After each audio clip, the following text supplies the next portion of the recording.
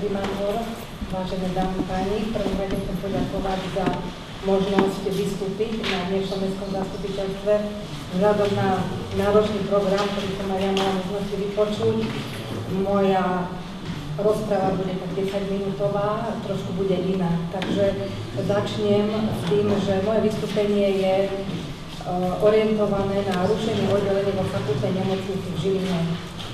Nedá mi nepovedať jednu vetu, že nemocnica alebo zdravie sa dotýka na všetkých, a keď vidím tu pánov poslancov, tak som si napočítala, že 7 sú zamestnanci nemocnice, čiže percentuálne dosť výrazný podiel. V podstate budem argumentovať niektorými faktami, ktoré tu odzneli na mimoriadnom zastupiteľstve konanom minulý mesiac. Krajská pobočka Všeobecnej zdravotnej poisťovne v Žiline nie je zmluvný partner fakultnej nemocnice s poliklinikou. Zdravotnícke zariadenie v Žiline patrí pod ministerstvo a všetky nemocnice v pôsobnosti ministerstva uzatvárajú zmluvy, ktoré sa týkajú finančného a vecného plnenia na úrovni generálneho riaditeľa Všeobecnej zdravotnej poisťovne a štatutára nemocnice. Čiže ľudskou rečou chodila som do Bratislavy na generálne riaditeľstvo. Krajská pobočka slúži len, nazvem to, prerozdeľovacia inštitúcia, ktorá finančné prostriedky z Bratislavy doručí na účet nemocnice v Žiline. Zároveň vykonáva revíznu činnosť, vedie čakacie listiny. Čiže jej kompetencie vo vzťahu fakultnej nemocnici sú absolútne nulové. Na jednaní s pánom riaditeľom Kmeťom som nikdy nebola, pretože nebol môj zmluvný partner a kompetentný jednať o fakultnej nemocnici v Žiline. Krajská pobočka, iba na vaše dokreslenie a bližšie informácie, zazmluvňuje zdravotnícke zariadenia v pôsobnosti VUC a takisto zazmluvňuje fyzické a právnické osoby, ktoré poskytujú na základe licencie zdravotnú starostlivosť. Ďalší bod je rušenie oddelení. Niekedy v marci som bola na ministerstve zároveň s pánom riaditeľom Martina z Ružomberka, kde sme sa mali dohodnúť 3 nemocnice v pôsobnosti ministerstva, ktoré oddelenia zrušíme. Samozrejme, že k nejakej dohode nedošlo, lebo každý sme si chránili svoje zdravotnícke zariadenie. Následne v priebehu polovičky mája som bola na generálnom riaditeľstve Všeobecnej zdravotnej poisťovne, kde boli navrhnuté zrušenie oddelenie alebo nezazmluvnenie oddelení na základe nejakých analýz, ktoré si robila poisťovňa. V tom období som súhlasila s nezazmluvnením kožného, ktorého vznikol stacionár, to znamená, že pacient nie je hospitalizovaný, chodí tam na dennú liečbu. A na tomto stacionári bude zvýšený počet lôžok z 15 na 20 a na krčnom oddelení, kde sa operatíva premietne do jednodňovej chirurgie, kde zase pacient nebude musieť byť hospitalizovaný. S ostatným rušením oddelení, ja to tu môžem vymenovať, ktoré boli, napríklad cievna chirurgia, neurochirurgia, urológia atď. Som absolútne nesúhlasila a povedala som, že ja sa potom nepodpíšem. V podstate od 1. júna nie som riaditeľkou. 17. júna bol zverejnený zoznam generálneho riaditeľa alebo generálneho riaditeľstva Všeobecnej zdravotnej poisťovne, kde v Žiline neboli zazmluvnené 3 oddelenia. Kožné, tak ako som ja súhlasila, krčné a na moje prekvapenie cievna chirurgia. 2. júla hovorkyňa nemocnice pani Lihanová uviedla, že tento stav je konečný. Je to bežne prístupné na internete.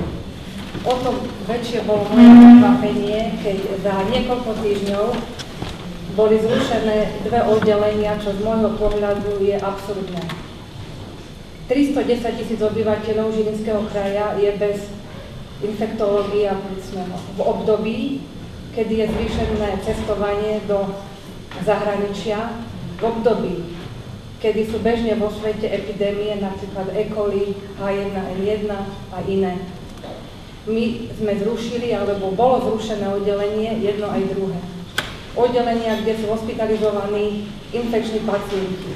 A ak niekto povie verejne, že 90% týchto pacientov bude umiestnených na oddelení inom, tak je to hazard. Hazard so zdravím tých ľudí, ktorí nie sú infekční, hazard s tým, že potenciálnymi pacientami môžete byť vy, vaši príbuzní. Jednoducho je to nemorálne.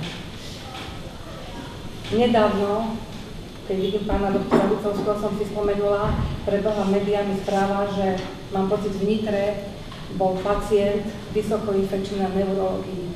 Museli ho odtiaľ preložiť. Vieme, koľko pacientov s akými diagnózami sme mali v nemocnici, ktorí žiaľ aj zomreli na H1N1. A my v 21. storočí diskriminujeme pacientov Žilinského kraja. Ja si pamätám pred niekoľkými rokmi ťažko chorého pacienta s vysokoinfekčnou chorobou, ako som 3 dní marne prosila infekčnú kliniku v Martine, aby nám ho zobrali. A bol nakoniec preložený z oddelenia intenzívnej medicíny, následne bol na anestézii a nakoniec prežil. Kde je istota, že pacienti s takýmito diagnózami budú hospitalizovaní v Martine, ktoré má málo lôžok? Z tohto pohľadu mi je nejasné stanovisko hovorkyne, ktorá 2. júla povedala, že to je konečné. Následne na to boli zrušené 2 oddelenia. Ja sa pýtam prečo a za čo. A na druhej strane mi nedá povedať jednu vec. Tak, ako boli zrušené tieto 2 oddelenia, môžu byť zrušené ďalšie. Kde sú zamestnanci nemocnice a primári, ktorí proti tomu neprotestovali? Vládne strach, bezmocnosť a bojazlivosť o svoje funkčné miesta. To je terajší stav, alebo bol stav. Mne je veľmi ľúto, že to, čo sme pracne vybudovali, fakultnú nemocnicu, so špičkovými oddeleniami, špičkovým vybavením, niekto, kto nie je ani zo Žiliny, rúca. Ja som tam odrobila 25 rokov, takže je to ako moje dieťa. A myslím si, a mnohí by to vedeli potvrdiť, že aj my sme robili rôzne racionalizačné opatrenia. Sledovali sme nadlimity, ktoré nám nikto nezaplatí. To je tak, ako povedal pán riaditeľ dopravného podniku mesta Žiliny. To je niečo podobné. Aj my mnohé oddelenia nemáme vykryté skutočnými nákladmi zo zdravotnej poisťovne. Pacienti mnohokrát sú pre nás stratoví, ale my musíme poskytnúť zdravotnú starostlivosť. Denne tam leží 600 pacientov, ktorí niečo spotrebujú. A nie je to niekedy jednoduché. Všetko, čo sme urobili naviac, keď nám poisťovňa nezaplatila, tak sme to riešili. Robili sme mnohé náročné výkony. Neustále sme bojovali s poisťovňami, aby sme čo najlepšie mali zmluvy, neustále sa to kontrolovalo. Pri mojom odchode zmluva so Všeobecnou zdravotnou poisťovňou mala 23 dodatkov. Každý kvartál sme to kontrolovali, dokonca sa nehábim povedať, že sme obmedzovali prevádzku pred koncom roka na niektorých oddeleniach, keď sme videli, že ide to do hlbokej straty. A čo sa zmenilo za tie 3 mesiace?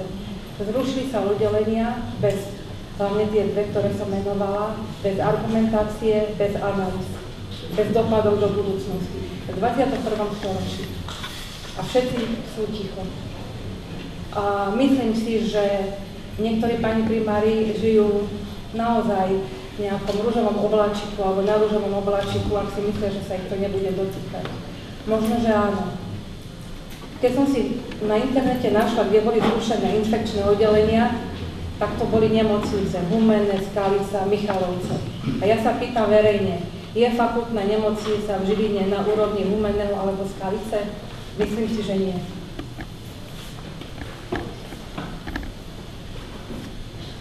A takisto môžem povedať, pani riaditeľka Sirotná, ktorá nepochádza z Martina, naozaj nemá vzťah tej nemocnici ako my, ktorí sme Žilinčania, ktorí ju potrebujeme.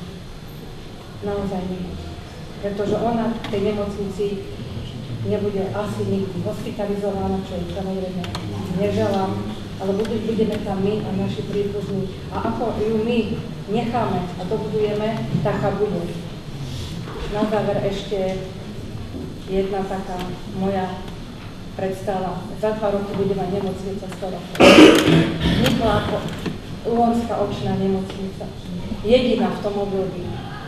Vybudovali sme za tie roky naozaj, myslím si, že špičkovú nemocnicu a niekto iný nám ju rúca. A nik z tej nemocnice nepovie pravdu, lebo šaboli. Toto je pre mňa veľmi nepochopiteľné. Ja som to odmietla podpísať a odmietla zrušiť oddelenie. Takže myslím si, že bolo by vhodné, ak bude vymenovaný nový pán riaditeľ zo Žiliny, tak tá situácia snáď bude o to lepšia, že sa bude s ním dať diskutovať, pretože chcela by som vedieť, aká bude vízia nemocnice. Obávam sa, že víziu nemocnice vie len nemenovaná finančná skupina začínajúca písmenkom P Žilinskej nemocnice. Takže to je všetko. Ďakujem. Ďakujem pekne.